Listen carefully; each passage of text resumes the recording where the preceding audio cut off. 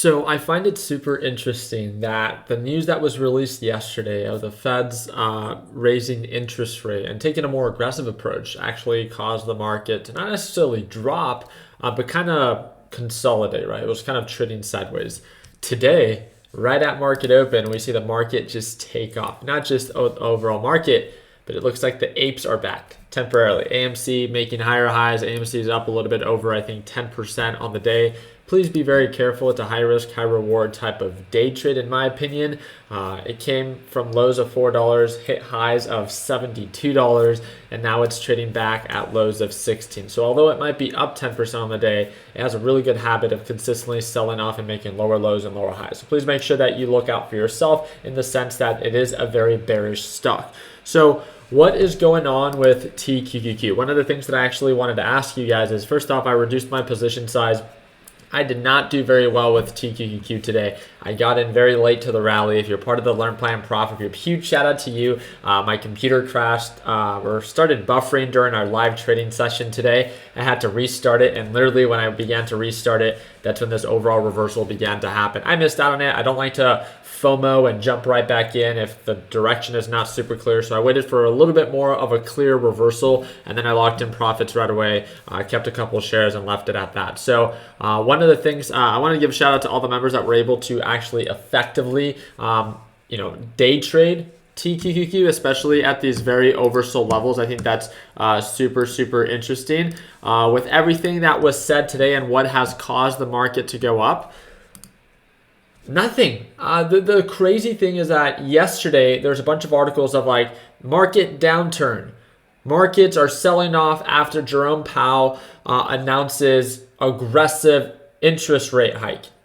And today I literally read the same article, but all it was changed was overall markets trading higher as Feds and Jerome Powell announce higher and more aggressive interest rate hikes. It's all about market sentiment, right?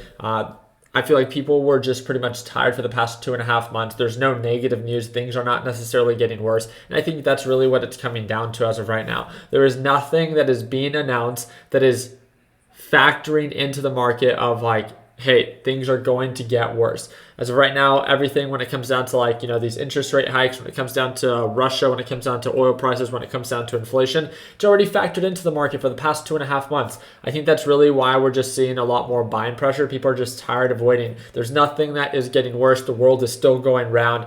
And I think that's one of the main reasons that we're seeing the overall NASDAQ market, especially it's one of the top gainers out of the 3 major markets today. One of the things that I want to remind you is that it's all about opportunity cost, right? Your job is to take advantage, if you're a day trader, of making sure that your upside potential outweighs your downside risk. I would be very, very careful. And again, I trade TQQQ all the time. I'm not like other people. I'm not going to try to tell you to trade the same thing that I trade. I'm still in this, and I'm telling you to watch out. The reason why is it's starting to slow down intraday, and this is the 6th green day that it's had in the past week and a half. So with that being said, yes, it can continue to uptrend, but it has not really pulled back ever since those consecutive green days. With that being said, it's up over 40% after hitting previous lows at lows of, I think, $43, something like that. So it is still bullish, but it's somewhat losing momentum. I did want to ask you guys tomorrow, it is to be said that Jerome Powell is going to be speaking at 8 in the morning. I'm thinking about broadcasting that as a live stream, but it's really up to you guys. If you guys would like me to go live and pretty much just make sense of what it is that he's saying, and I would love to even trade it with you guys. Comment down below, destroy that like button. If this video gets over 1,000 likes, I'd love to live stream it for you guys. So according to the Fed schedule, it is tomorrow, March 23rd, and that is going to be at 8 a.m. Eastern Standard Time, if I'm not mistaken. So again, if you guys want me to host that live stream, I'd love to. Let's go ahead, and we did that something like that last week where we traded as the NASDAQ market began to recover. I made like $1,700. There was a lot of excitement, a lot of energy.